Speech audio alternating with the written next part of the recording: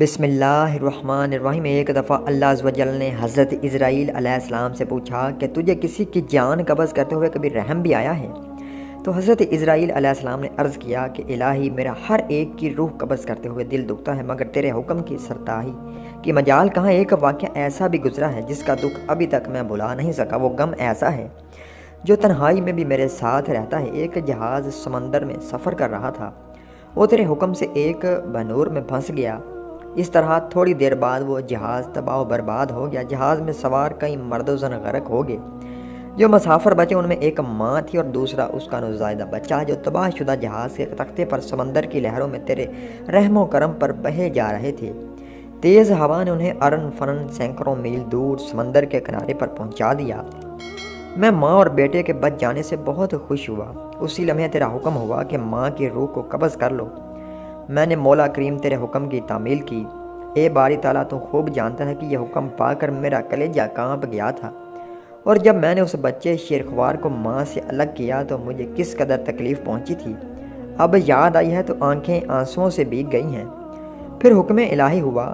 کیا تجھے پتہ ہے کہ بعد میں وہ بچہ کہاں اور کس طرح پرورش پاتا رہا؟ تو اسرائیل علیہ السلام نے عرض کیا، اللہ تعالیٰ علم الغائب ہے، ظاہر اور باطن اسی پر عیاں ہے۔ اللہ عز و جل نے فرمایا، ہم نے موج سمندر کو حکم دیا کہ اس لاوارث بچے کو اٹھا کر ساحل پر ڈال دے۔ ساحل کے قریب ایک سرسبز شاداب جزیرہ تھا۔ ہم نے پھولوں کو حکم دیا کہ بچے کے نیچے سیج بچھا دیں۔ سورج سے کہا کہ اپنی تیز چھاؤں سے بچے کو محفوظ رکھنا۔ بادل کو کہا بچے سے ذرا فاصلے پر برسے۔ درختوں کی شاخیں خود بخود جھک کر پھل اور اس کا رس اس کے منہ میں ڈال دیتی تھی۔ جزیرے میں ایک شیرنی تھی۔ ہم نے ڈیوٹی لگا دی کہ وہ روزانہ اس بچے کو دودھ پلائے۔ شیرنی کے خوف سے کوئی جانور بچے کے پاس نہیں آ سکتا تھا۔ اس جزیرے میں ہم نے خوش نما اور حسین پرندے بھیجے جو ہر وقت چہچاتے تاکہ بچے کا دل پریشان نہ ہو۔ ہوا کو حکم دیا کہ اس پر سے آہستہ آہستہ گزرے تاکہ اس کو کوئی تکلیف نہ ہو۔ اے اسرائیل، وہ تنہا اور بظاہر یار و مددگار بچہ پرورش پا کر خوب صحت مند اور بہادر ہو گیا۔ ہم نے اس کے پاؤں میں کبھی کانٹا بھی نہ چبھنے دیا۔